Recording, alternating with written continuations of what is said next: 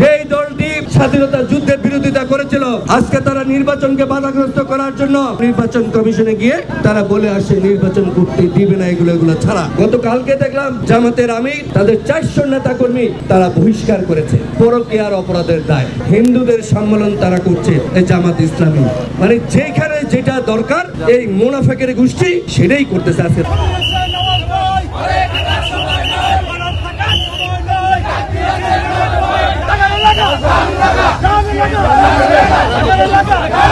আজকে দীর্ঘ 17 মাস চলছে বাংলাদেশের নির্বাচনের কোনো বন্দোবস্ত হচ্ছে না, এবং যা ঘোষণা করেছে তাও একটি ইসলামী একটি সংগঠন যাদের ইসলামের সাথে কোনো সম্পৃক্ততা নাই, তারা নির্বাচনকে ভণ্ডুল করার জন্য, নির্বাচনের প্রক্রিয়াকে বাধাগ্রস্ত করার জন্য তারা একের পর এক ষড়যন্ত্র চালিয়ে যাচ্ছে।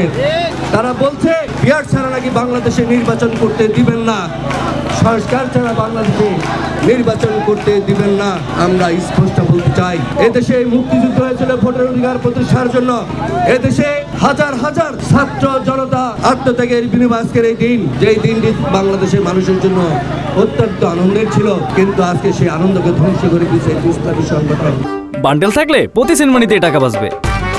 বিকাশ সেনমানি বান্ডেল কিনে জিতুন প্রতি লেনদেনে। আজকে তারা নির্বাচনকে বাধাগ্রস্ত করার জন্য একের পর এক, আজকেও দেখলাম নির্বাচন কমিশনে গিয়ে তারা বলে আসে নির্বাচন করতে দিবে না, এগুলো ছাড়া। যেই দলটি দীর্ঘদিন নিষিদ্ধ ছিল, যেই দলটি স্বাধীনতা যুদ্ধের বিরোধিতা করেছিল, যেই দলটি স্বাধীনতার পরবর্তী সময়ে অদ্যাবধি বাংলাদেশের কল্যাণের জন্য কোনো কাজ করেনি, আজকে তারা আবার ভোট দেওয়ার কথা বলছে, তারা আবার নির্বাচন করতেও দিবে না বলছে। গতকালকে দেখলাম জামাতের আমির তাদের 400 নেতা কর্মী তারা বহিষ্কার করেছে। কি কারণে বহিষ্কার করেছে? পরকীয়ার অপরাধের দায়। অপরাধের ধরনগুলো দেখেন।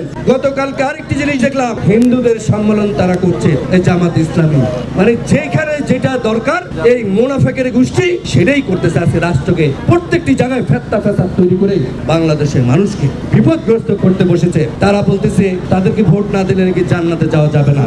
নাউজুবিল্লাহ। আমি এই কথাগুলো একজনই বলছি, ভাই এই দেশ আপনার আমার সকলের, এই দেশ 18 কোটি মানুষের, এই দেশ বিএনপির একার দেশ নয়। সুতরাং প্রত্যেকটি মানুষের দায়িত্ব রয়েছে, একটা ইমানি দায়িত্ব দেশের স্বাধীনতা সার্বভৌমত্ব রক্ষা করার জন্য। প্রত্যেকটি মানুষের নাগরিক দায়িত্ব রয়েছে। এই যারা ইসলামের কথা বলে জনগণকে বিভ্রান্তি করছে, এটাও তো একটা গুরুত্বপূর্ণ অপরাধ। এই যারা দেশকে অস্থিতিশীল করতে চায়, যারা জনগণের ভোটের অধিকারকে ক্ষুণ্ণ করতে চায়, যারা দেশকে তালেবান রাষ্ট্র বানাতে চায়, তাদের বিরুদ্ধে চোখ কান খোলা রেখে আগামীতে যত ফেব্রুয়ারিতে নির্বাচনের মাধ্যমে জনগণের ভোটের অধিকার, যেই ভোটের অধিকারের জন্য আপনার ছেলে, আমার ছেলে, আপনার ভাই, আমার ভাই জীবন দিয়েছে, সেই ভোটের অধিকার ক্ষুণ্ণ হবে, এইটা বাংলাদেশের কোনো মানুষ মেনে নিতে পারে না। সুতরাং যতই হুমকি দপ্পি দেখ না কেন, আমরা সকলে ঐক্যবদ্ধ থেকে একে অপরের প্রতি কাঁধে থেকে আগামী দিনে যে নির্বাচন, সেই নির্বাচন দল যাকে নমিনেশন দিবে, আমরা সকলের পক্ষে থেকে আমরা ধানের শীষের প্রতীক তাকে নির্বাচিত করবো ইনশাআল্লাহ।